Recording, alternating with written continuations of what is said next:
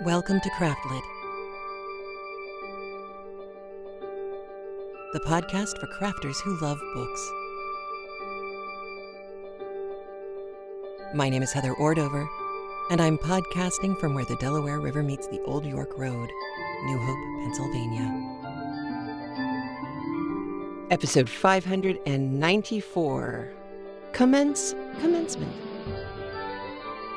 This episode of CraftLit is brought to you by you. Thank you. Well, hello. How are you? I am well. I am sounding considerably more like myself these days. Thank you, Sai, for getting me to replace the gunk in my lungs with air. What a novel idea. But it worked. Yes. So I've only had wrestling matches with inhalers. Maybe 2 days, 3 days this week. So that's a huge improvement. And I'm feeling a lot more like I have functional lungs. Not 100%, but not 20% either. So I'm taking it as a win. So commencing. There's a lot of commencing happening. Let's see. Tonight, thing 2, Aiden is graduating from high school. I should have warned you to sit down. I'm sorry about that. Yeah, it's weird, right? It's been a long time since I started talking to you. And Aiden was 2.5, I think. Not even. He was 2 and 3 months when I first started CraftLit. It's been a while. So that's weird. My mom's here. And my dad and stepmom are apparently at the hotel across the street. And my mother-in-law is coming in at some point today. She's taking a red eye in and then a red eye out. God bless her. My father-in-law was just uncomfortable enough about flying not to come. But that's good, because what that means is he is still in Southern California and Aaron is in Southern California at his internship in Los Angeles. If you are in Los Angeles or in the greater Los Angeles area and feel like taking a poor kid who's stuck there without a car somewhere, anywhere, please get in touch. Child's having to Uber everywhere, which is just a lot of money, actually. Not unexpected, though. However, the thing that surprised us all, we had assumed, foolishly, never assume, Heather, we had assumed that zip cars would exist in Southern California. Evidently, there are 2 zip car lots, and they are at the airports. This makes no sense to me. I do not understand. But they have managed to, he's in an apartment sharing it with 3 other guys, all from Temple University in Philly. They're film majors. Aaron is from UArts. He is the animation major. They all have different internships, and they did get to go hiking. They hiked from the base of the Hollywood Hills up to the top of Griffith Observatory. And Aaron sent pictures home, and wow, is LA dry. I mean, I knew it's dry, but yikes. It is looking more and more desert-like. And that is both sad and scary, because they have expended so much groundwater on landscaping and grass and are stealing it from places like Arizona. I'm not bitter about this at all. Someday, before I die, someone will explain to me why the California Water Project, the canal that takes water from the Colorado River and sends it to Los Angeles, doesn't have a cover on it. I fully expect that before I die, someone will be able to explain it to me.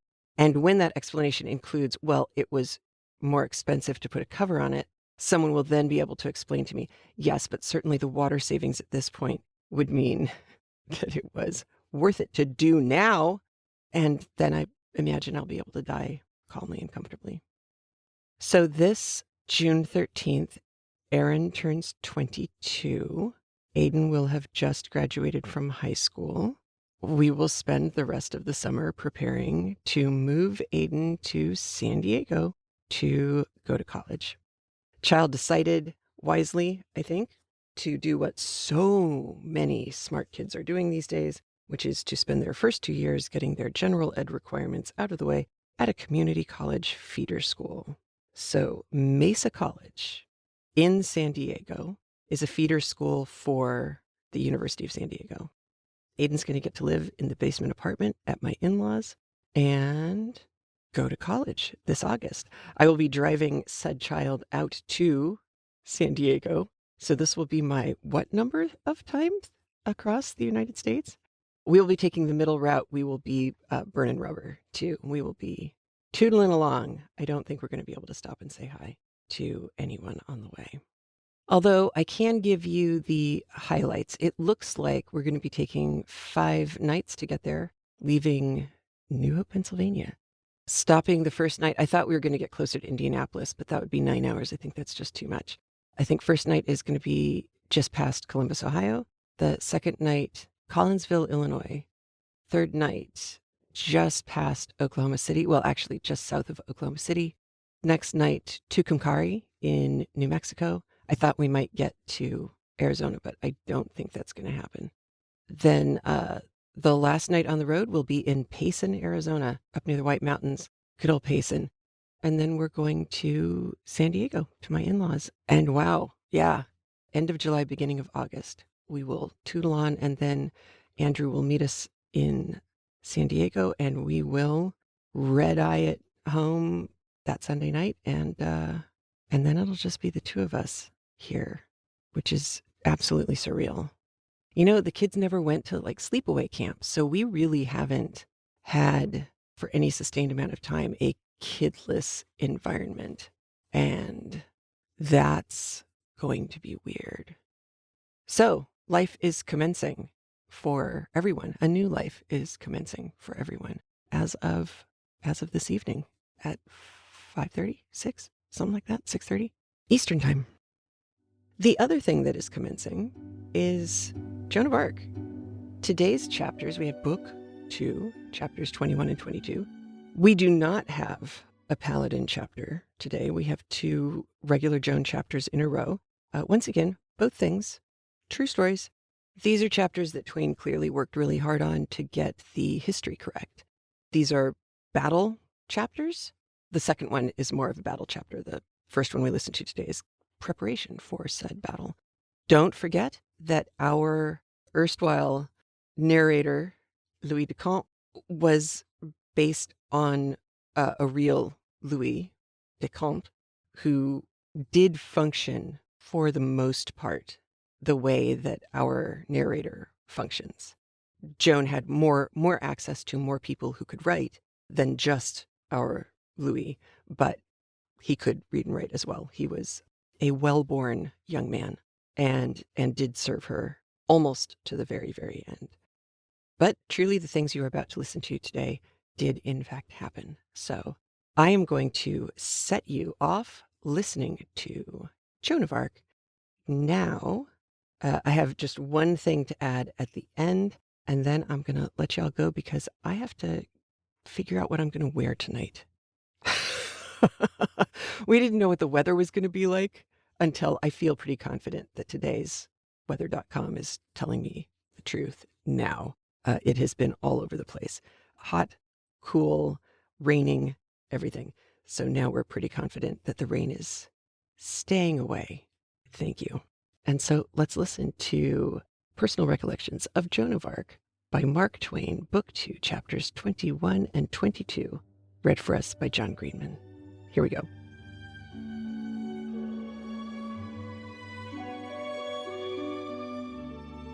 Personal Recollections of Joan of Arc by Mark Twain, Volume 1, Book 2, She Gently Reproves Her Dear Friend.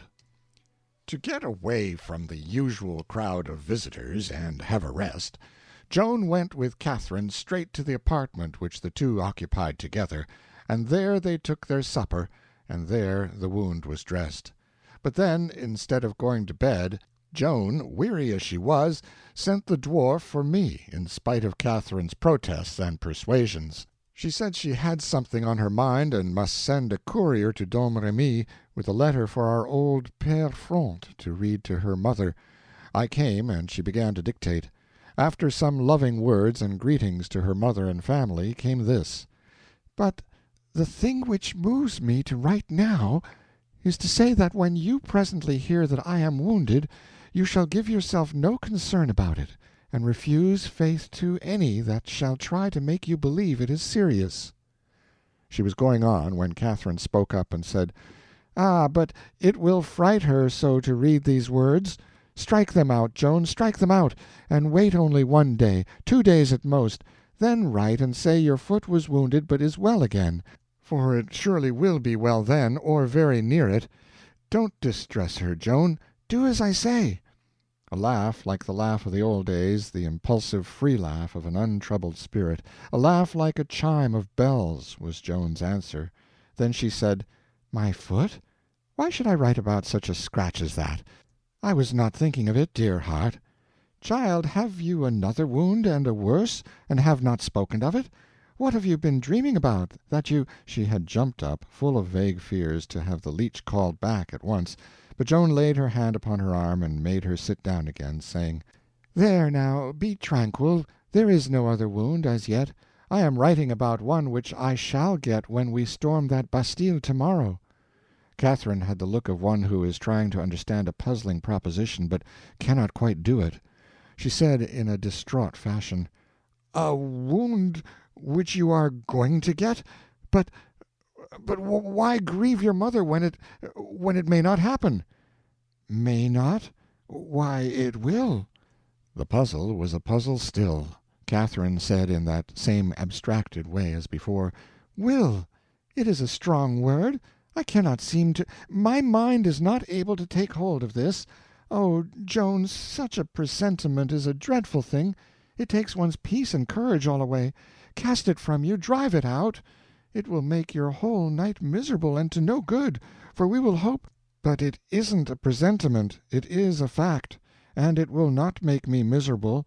It is uncertainties that do that, but this is not an uncertainty. Joan, do you know it is going to happen?" "Yes, I know it.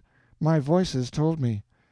"Ah," said Catherine resignedly, "if they told you— But are you sure it was they? Quite sure?" "Yes, quite. It will happen, there is no doubt." "It is dreadful. Since when have you known it?" "Since— I think it is several weeks." Joan turned to me. "Louis, you will remember. How long is it?" "Your Excellency spoke of it first to the King, in Chinon," I answered. "That was as much as 7 weeks ago. You spoke of it again the 20th of April, and also the 22nd, 2 weeks ago, as I see by my record here." These marvels disturbed Catherine profoundly, but I had long ceased to be surprised at them. One can get used to anything in this world. Catherine said, "And it is to happen tomorrow? Always tomorrow? Is it the same date always? There has been no mistake and no confusion?" "No," Joan said. "The 7th of May is the date. There is no other." "Then you shall not go a step out of this house till that awful day is gone by. You will not dream of it, Joan, will you? Promise that you will stay with us." But Joan was not persuaded. She said, "It would not help the matter, dear good friend. The wound is to come, and come tomorrow, and if I do not seek it, it will seek me. My duty calls me to that place tomorrow. I should have to go if my death were waiting for me there. Shall I stay away for only a wound? Oh, no, we must try to do better than that."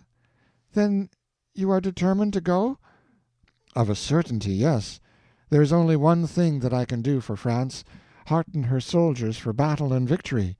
She thought a moment, then added, "However, one should not be unreasonable, and I would do much to please you, who are so good to me. Do you love France?" I wondered what she might be contriving now, but I saw no clue. Catherine said reproachfully, "Ah, what have I done to deserve this question?" "Then you do love France. I had not doubted it, dear. Do not be hurt, but answer me. Have you ever told a lie?" "In my life I have not wilfully told a lie. Fibs, but no lies." "That is sufficient. You love France and do not tell lies. Therefore I will trust you. I will go, or I will stay, as you shall decide." "Oh, I thank you from my heart, Joan. How good and dear it is of you to do this for me. Oh, you shall stay and not go." In her delight she flung her arms about Joan's neck, and squandered endearments upon her, the least of which would have made me rich, but as it was, they only made me realize how poor I was, how miserably poor in what I would most have prized in this world. Joan said, "Then you will send word to my headquarters that I am not going?"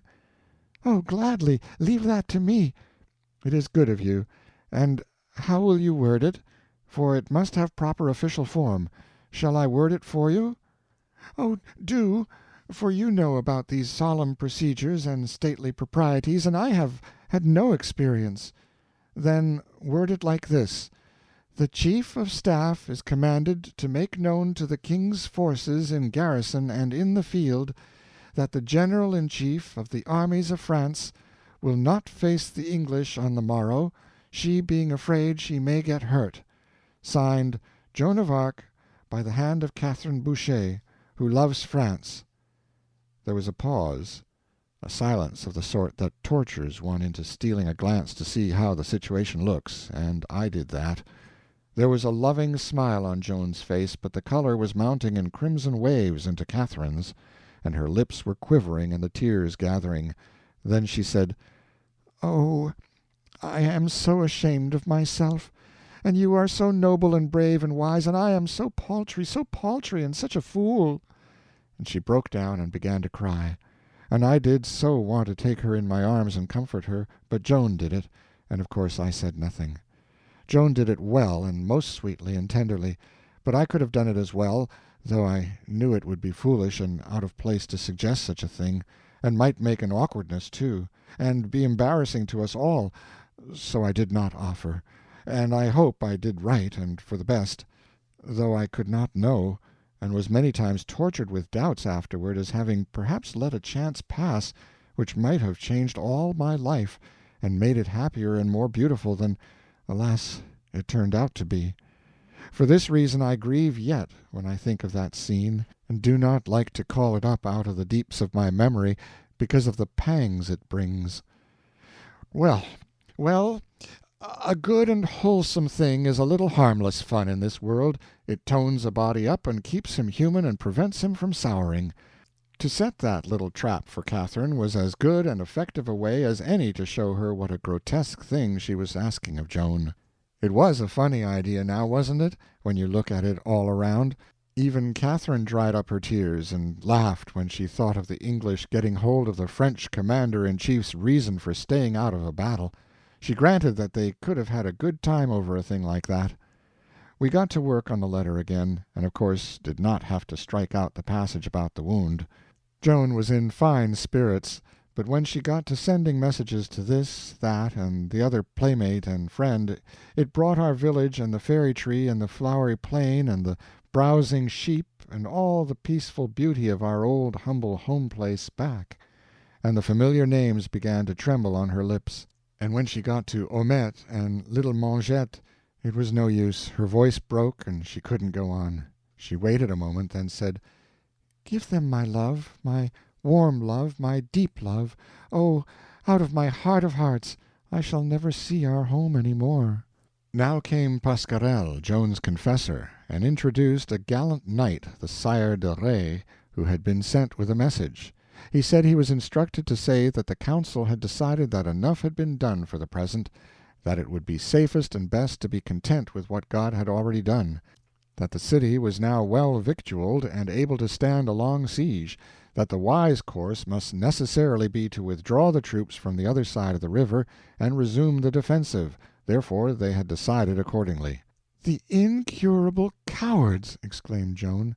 "So it was to get me away from my men that they pretended so much solicitude about my fatigue. Take this message back, not to the council.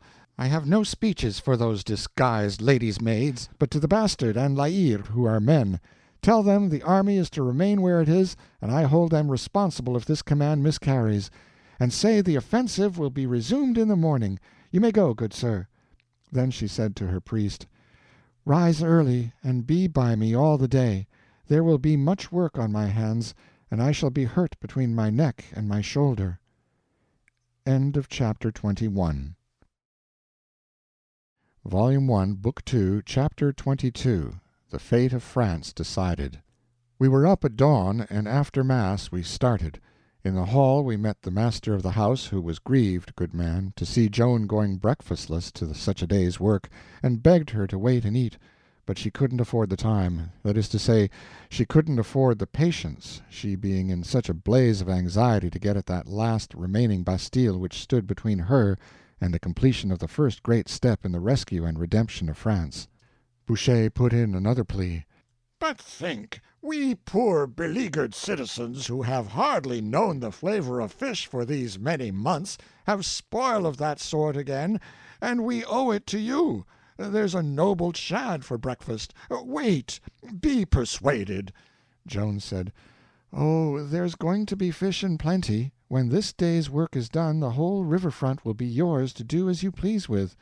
Ah, your Excellency will do well, that I know. But we don't require quite that much, even of you. You shall have a month for it in place of a day. Now be beguiled. Wait and eat. There's a saying that he that would cross a river twice in the same day in a boat will do well to eat fish for luck, lest he have an accident. That doesn't fit my case, for today I cross but once in a boat. Oh, don't say that. Aren't you coming back to us? Yes, but not in a boat. Well, how then? By the bridge. Listen to that, by the bridge. Now stop this jesting, dear General, and do as I would have you. It's a noble fish. Be good, then, and save me some for supper, and I will bring one of those Englishmen with me, and he shall have his share. Ah, well, have your way if you must. But he that fasts must attempt but little and stop early. When shall you be back? When we've raised the siege of Orleans. Forward! We were off. The streets were full of citizens and of groups and squads of soldiers, but the spectacle was melancholy. There was not a smile anywhere, but only universal gloom. It was as if some vast calamity had smitten all hope and cheer dead. We were not used to this, and were astonished. And when they saw the Maid, there was an immediate stir, and the eager question flew from mouth to mouth, "Where is she going? Whither is she bound?" Joan heard it, and called out, "Whither would ye suppose? I am going to take Tourelle." It would not be possible for any to describe how those few words turned that mourning into joy, into exultation, into frenzy, and how a storm of huzzas burst out and swept down the streets in every direction, and woke those corpse-like multitudes to vivid life and action and turmoil in a moment. The soldiers broke from the crowd and came flocking to our standard, and many of the citizens ran and got pikes and halberts and joined us. As we moved on, our numbers increased steadily, and the hurrahing continued. Yes, we moved through a solid cloud of noise, as you may say, and all the windows on both sides contributed to it, for they were filled with excited people. You see, the council had closed the Burgundy gate and placed a strong force there, under that stout soldier Raoul de Gaucourt, Bailly of Orleans, with orders to prevent Joan from getting out and resuming the attack on the Tourelle, and this shameful thing had plunged the city into sorrow and despair. But that feeling was gone now. They believed the Maid was a match for the council, and they were right. When we reached the gate, Joan told Gaucourt to open it and let her pass. He said it would be impossible to do this, for his orders were from the council and were strict. Joan said, "There is no authority above mine but the king's. If you have an order from the king, produce it." "I cannot claim to have an order from him, General." "Then make way, or take the consequences." He began to argue the case, for he was like the rest of the tribe, always ready to fight with words, not acts. But in the midst of his gabble Joan interrupted with these terse orders, "Charge!" We came with a rush, and brief work we made of that small job. It was good to see the Bailly's surprise. He was not used to this unsentimental promptness. He said afterward that he was cut off in the midst of what he was saying, in the midst of an argument by which he could have proved that he could not let Joan pass, an argument which Joan could not have answered. "Still, it appears she did answer it," said the person he was talking to. We swung through the gate in great style, with a vast accession of noise, the most of which was laughter. And soon our van was over the river and moving down against the Tourelle. First we must take a supporting work called a boulevard, and which was otherwise nameless, before we could assault the great Bastille. Its rear communicated with the Bastille by a drawbridge under which ran a swift and deep strip of the Loire. The boulevard was strong, and Dunois doubted our ability to take it. But Joan had no such doubt. She pounded it with artillery all the forenoon. Then, about noon, she ordered an assault and led it herself. We poured into the fosse through the smoke and a tempest of missiles, and Joan, shouting encouragements to her men, started to climb a scaling ladder, when that misfortune happened which we knew was to happen. The iron bolt from an arbalest struck between her neck and her shoulder and tore its way down through her armor. When she felt the sharp pain and saw her blood gushing over her breast, she was frightened, poor girl, and as she sank to the ground she began to cry bitterly. The English sent up a glad shout, and came surging down in strong force to take her, and then for a few minutes the might of both adversaries was concentrated upon that spot. Over her and above her, English and French fought with desperation, for she stood for France. Indeed, she was France to both sides. Whichever won her, won France, and could keep it forever. Right there in that small spot, and in 10 minutes by the clock, the fate of France for all time was to be decided, and was decided. If the English had captured Joan then, Charles VII would have flown the country, the Treaty of Troyes would have held good, and France, already English property, would have become, without further dispute, an English province, to so remain until Judgment Day. A nationality and a kingdom were at stake there, and no more time to decide it in than it takes to hard-boil an egg. It was the most momentous 10 minutes that the clock had ever ticked in France, or ever will. Whenever you read in histories about hours or days or weeks in which the fate of one or another nation hung in the balance, do not you fail to remember, nor your French hearts to beat the quicker for the remembrance, the 10 minutes that France, called otherwise Joan of Arc, lay bleeding in the fosse that day, with 2 nations struggling over her for her possession. And you will not forget the dwarf, for he stood over her, and did the work of any 6 of the others. He swung his axe with both hands. Whenever it came down he said those 2 words, "For France!" and a splintered helmet flew like egg-shells, and the skull that carried it had learned its manners and would offend the French no more.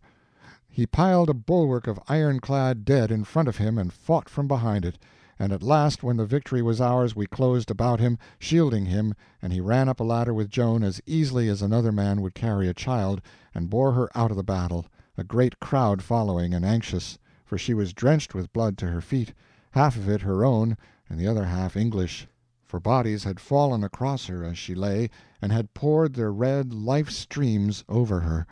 One couldn't see the white armor now, with that awful dressing over it. The iron bolt was still in the wound. Some say it projected out behind the shoulder. It may be. I did not wish to see, and did not try to. It was pulled out, and the pain made Joan cry again, poor thing. Some say she pulled it out herself because others refused, saying they could not bear to hurt her.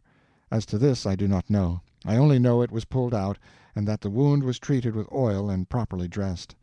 Joan lay on the grass, weak and suffering, hour after hour, but still insisting that the fight go on, which it did, but not to much purpose, for it was only under her eye that men were heroes and not afraid. They were like the paladin. I think he was afraid of his shadow.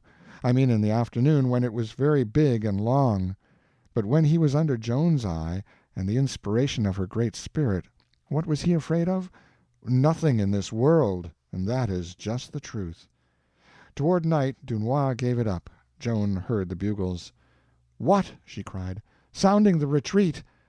Her wound was forgotten in a moment. She countermanded the order, and sent another to the officer in command of a battery to stand ready to fire 5 shots in quick succession. This was a signal to the force on the Orleans side of the river under Le Hire, who was not, as some of the histories say, with us. It was to be given whenever Joan should feel sure the boulevard was about to fall into her hands. Then that force must make a counter-attack on the Tourelle by way of the bridge. Joan mounted her horse now, with her staff about her, and when our people saw us coming they raised a great shout and were at once eager for another assault on the boulevard. Joan rode straight to the fosse where she had received her wound, and standing there in the rain of bolts and arrows, she ordered the paladin to let her long standard blow free, and to note when its fringes should touch the fortress. Presently he said, "It touches." "Now then," said Joan to the waiting battalions, "the place is yours. Enter it. Bugles, sound the assault. Now then, all together, go!" And go it was. You never saw anything like it. We swarmed up the ladders and over the battlements like a wave, and the place was our property. Why, one might live 1,000 years and never see so gorgeous a thing as that again. There, hand to hand, we fought like wild beasts, for there was no give up to those English. There was no way to convince one of those people but to kill him, and even then he doubted. At least, so it was thought in those days, and maintained by many. We were busy and never heard the 5 cannon shots fired, but they were fired a moment after Joan had ordered the assault. And so, while we were hammering and being hammered in the smaller fortress, the reserve on the Orleans side poured across the bridge and attacked the Tourelle from that side. A fireboat was brought down and moored under the drawbridge which connected the Tourelle with our boulevard. Wherefore, when at last we drove our English ahead of us, and they tried to cross that drawbridge and join their friends in the Tourelle, the burning timbers gave way under them and emptied them in a mass into the river in their heavy armor, and a pitiful sight it was to see brave men die such a death as that. "Ah, God pity them," said Joan, and wept to see that sorrowful spectacle. She said those gentle words and wept those compassionate tears, although one of those perishing men had grossly insulted her with a coarse name 3 days before, when she had sent him a message asking him to surrender. That was their leader, Sir William Glassdale, a most valorous knight. He was clothed all in steel, so he plunged under water like a lance, and of course he came up no more. We soon patched a sort of bridge together and threw ourselves against the last stronghold of the English power that barred Orleans from friends and supplies. Before the sun was quite down, Joan's forever memorable day's work was finished. Her banner floated from the fortress of the Tourelle. Her promise was fulfilled. She had raised the siege of Orleans. The 7 months' beleaguerment was ended. The thing which the first generals of France had called impossible was accomplished. In spite of all that the king's ministers and war councils could do to prevent it, this little country maid at 17 had carried her immortal task through, and had done it in 4 days. Good news travels fast sometimes, as well as bad. By the time we were ready to start homeward by the bridge, the whole city of Orleans was one red flame of bonfires, and the heavens blushed with satisfaction to see it, and the booming and bellowing of cannon and the banging of bells surpassed by great odds anything that even Orleans had attempted before in the way of noise. When we arrived, well, there is no describing that. Why, those acres of people that we plowed through shed tears enough to raise the river. There was not a face in the glare of those fires that hadn't tears streaming down it, and if Joan's feet had not been protected by iron they would have kissed them off of her. "Welcome, welcome to the Maid of Orleans!" That was the cry. I heard it 100,000 times. "Welcome to our Maid!" some of them worded it. No other girl in all history has ever reached such a summit of glory as Joan of Arc reached that day. And do you think it turned her head, and that she sat up to enjoy that delicious music of homage and applause? No, another girl would have done that, but not this one. That was the greatest heart and the simplest that ever beat. She went straight to bed and to sleep, like any tired child, and when the people found she was wounded and would rest, they shut off all passage and traffic in that region, and stood guard themselves the whole night through, to see that her slumbers were not disturbed. They said, "She has given us peace, she shall have peace herself." All knew that that region would be empty of English next day, and all said that neither the present citizens nor their posterity would ever cease to hold that day sacred to the memory of Joan of Arc. That word has been true for more than 60 years. It will continue so always. Orleans will never forget the 8th of May, nor ever fail to celebrate it. It is Joan of Arc's day, and holy. Note number 1. It is still celebrated every year with civic and military pomps and solemnities. Translator. End of Note 1. End of Chapter 22. All right, the only thing I have to add for you is this. The footnote that you hear at the end, that this celebration, May 8th celebration, has been continuously celebrated since this date in Orleans, continues to be true. I am linking out to the website for the city of Orleans, where they have just celebrated the 593rd May 8th day. So there's a 10-day celebration, actually. It starts April 29th and goes through May 8th. It is massive, and their tourism website has a page, I think a couple of pages actually, devoted to it. But some of the highlights, just to give you an idea, there's a medieval market that looks kind of like a Renaissance fair market, like you would expect, except some of the stuff is considerably older than you would find at a Renaissance fair, not surprisingly. They have a sound and light show. So the Saint Croix Square with the cathedral, they do this thing which I've seen pictures of them doing in Berlin. So I can only imagine that this is a particularly European thing to do, where they're projecting amazing light displays, video displays, onto the sides of epic architectural construction, which means that they, in designing it, have to take into consideration the architecture itself and how you're going to position the lights in order to tell a story. But also you have to figure out what colors you can get to show up on the building from that distance that you're projecting it at, and sync up everything. And it's really quite extraordinary.